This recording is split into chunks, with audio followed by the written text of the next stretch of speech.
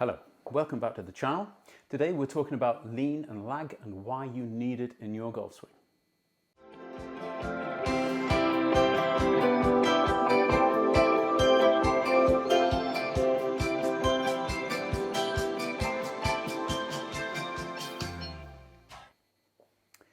So for those of you who downloaded my PDF last week, page 31, Advanced Theories. The lean and lag of the golf club are imperative in a golf swing. And if you want to learn them correctly, then you have to understand all about what is lean, what is lag, and how do you create lean and lag in your swing. And the idea of the PDF is to help you do that. It's been proven that obviously a written word and still pictures can be just as beneficial as moving pictures and the spoken words. So combining the two is basically the perfect learning experience, and that's why I produced this PDF, and you can download it for just 99 cents. That way you're supporting the channel and also helping yourself to learn this game a little bit quicker and a little bit easier. So what is really the definition of lean? Well, what we're talking about here is the lean of the shaft. So if you think of this shaft in the address position and also in impact, which is really what we're wanting, is you want the feeling that the club is leaning towards the target. The handle or grip end is closer to the target than the head.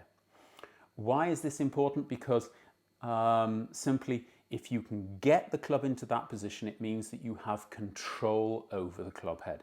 Because of the pressure you're applying to the handle, the club head is unable to overtake you or overtake your hands in the downswing. When we're talking about lag is the club head lagging behind the hands in the downswing, but it's more often described by the angle between the shaft and your lower arm. And if this angle gets smaller, you're getting more lag. And the reason that we want you to have lag is that with lag, it's far easier to get lean at impact. If you were to be given the job of describing a golf swing or even learning a golf swing for the first time and you didn't understand anything about it, then maybe the first thing you should start off with is understanding how you want to deliver the club against the golf ball at impact. And if you understand that, then basically that is going to govern everything you do afterwards. Why you turn your hips, why you turn your shoulders, why you use your arms and hands the way you do, is because you want to deliver the golf club in a particular way to hit the golf ball. And what's imperative is basically that you hit the golf ball with the face pointing at right angles to the target line, because then the golf ball will go straight. The club head should be moving towards the target line, because then it will go straight. And you should be controlling the loft on the golf club, because then you can control the height and the length that the golf ball flies. And those three parameters are maybe the main parameters which decide whether you're going to find your ball and how far it's going to fly. So if you can control the angle that the golf club has to the ground at impact, then you have control over the golf ball. Unfortunately, this isn't quite as simple as it seems. And if you compare amateur and professional golf swings, it's usually at impact that you see the massive differences. All professional golf players, all of them, are hitting the golf ball with their irons with their hands ahead of the club head. And even with the driver, where the golf ball is far further forward in their stance, their hands are at least at the same height as the club head at the moment of impact. And in the majority of top golfers, they are still ahead of the club head at impact. The reason for this is that if they are in this position, they still have control over the club head. And in the moment that the club head overtakes your hands, you have lost control, not only of its path, but also of the face angle, of the direction that the club head is pointing, and therefore the direction that the golf ball is going to go in. So basically, the reason that lean has become more and more talked about in golf tuition is that we know that somebody who has lean in impact has control over the club face, and irrespective of the idiosyncrasies of their golf swing, they are going to find the golf ball. So How are we going to actually understand this, and how are we going to integrate it into our golf swing? Well, today really I don't want to be talking too much about, you know, all the different parts of your golf swing. That's another part of the book and it's for another video. What I want to try and do is kind of banish any misinterpretations that you have about what the club is doing when you're swinging it and how it should be delivered against the golf ball and through the golf ball, and how to a certain extent you're going to do that.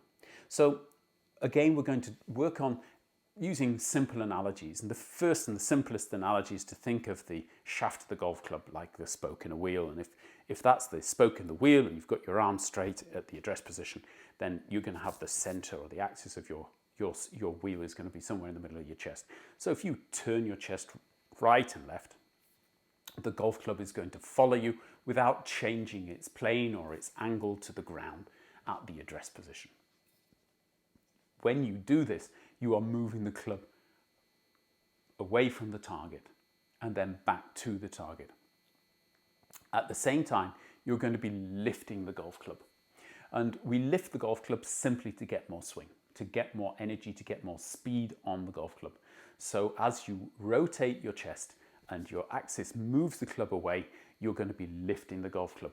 It's beneficial because of the lag we want to create in the downswing, that you don't then go too early into a very quick hinging of wrists and trail elbows, getting a very, very narrow rotational swing and a very small wheel, because the tendency, because of the bent joints as you change direction, will be for you to extend these joints in the downswing and do exactly the opposite as to get lag in the downswing. So by creating a width in your backswing, keeping your trail arm long as possible, and when you hinge in it, still having the feeling of basically keeping width in your swing, it's going to be far easier to create lag and therefore get this initial control in the downswing than it is if you're getting a little bit too tight and a little bit too close to yourself in the backswing. As you take the club away, then you want to keep your arm straight at least until the trail thigh, and usually until around about hip height. And then there's going to be some hinging in your trail elbow and in your wrists. We'll talk in another video and in another part of it about how to hinge your wrists, but what that's actually going to do to the golf club, it's going to change the axis that it's moving around. As long as everything is straight, then you're basically moving it around the center of your chest. As soon as you start hinging your wrists, then the club starts moving around an angle in your wrists, as if the club was moving along a joint at the bottom of the shaft. And this will basically take the club from pointing down to the ground to pointing up into the air, but keeping the angle that it had to the ground the same. The rotation of the club and the hinging of the wrist will also rotate the face. So you'll actually get the face opening relative to the target line as you take the club back. And that means that when you come back down, you're going to have to get the club closing again in order to deliver the club face square to the ball. And this is one of the reasons that a lot of coaches and top players are actually taking the club back, and as they hinge the wrist, they're also bowing the lead wrist. You can see here, if I bow the lead wrist, that actually closes the club face. So it stops the rotation of the club face, which would naturally happen through the hinging, the normal hinging of the wrist and the trail elbow. This works. Whether it makes it easier to deliver the club square to the golf ball is a question. Usually, yes, if you have a very, very great rotation and a lot of mobility in your body in the downswing. Dustin Johnson is a perfect example of this. John Rahm, they tend to bow their lead wrist in the backswing. Rory McIlroy, on the other hand, doesn't, and his bowing tends to happen in the downswing. There's little bowing of the lead wrist in the backswing. You pay your money and you take your choice. If Johnson were to come to me and say, "John, should I change it?" Oh, goodness me, no. If a golfer comes to me and says, "How do I learn it?" Probably to start off with, it's easier to learn without making a conscious bowing of the wrist in the backswing to begin. So we're just going to talk about the club coming up, moving around the wrist joints and around its own axis to a certain extent, and that way it's going to open its axis slightly relative to the target. And you can tell that it isn't being overdone simply by looking at the angle of the so-called leading edge and the forearm at the top of the backswing. If you can get that correct, your lead, forearm and the leading edge, then you've got a pretty neutral club face when you start your downswing. Starting your downswing obviously happens with the body first, but it's basically now that the club suddenly comes alive. Up until now, it's been an inanimate object which you've been moving, but you have now transferred movement, energy, momentum to the golf club. It has its own inertia. It wants to carry on moving back and over your shoulders, so your changing direction isn't going to change that unless, of course, your arms resist basically the movement of the golf club, and that's exactly what they've got to do. So a lot of people talk about passive arms. There's no such thing. If you had passive arms, if they were hanging there like loose spaghetti, then they would just both bend, you would let go of the golf club and you'd lose control at the top of your golf swing. So as your body changes direction and starts to rotate towards the target, you're retarding your arm swing. Your arms are retarding the golf club, and as the golf club tries to move back over your shoulder, you've got to be resisting with your hands. And this is where you usually see the creation of lag and, to a certain extent, a certain amount of bowing in the lead wrist. And this happens as the club tries to travel back over your shoulder and you change direction. You'll see a bowing in the shaft, and this bowing in the shaft will actually cause more hinging in the wrist than you had before, more hinging in the trail elbow, and a certain flattening of the shaft's angle to the original plane. That in itself will be enough to usually start a slight bowing in the wrist. Again, if you can imagine me moving the lead arm towards the target and the club resisting, you can see that there will be a sort of natural bowing of the wrist. And if you remember what happened in the backswing, this bowing of the wrist will help to square the club face.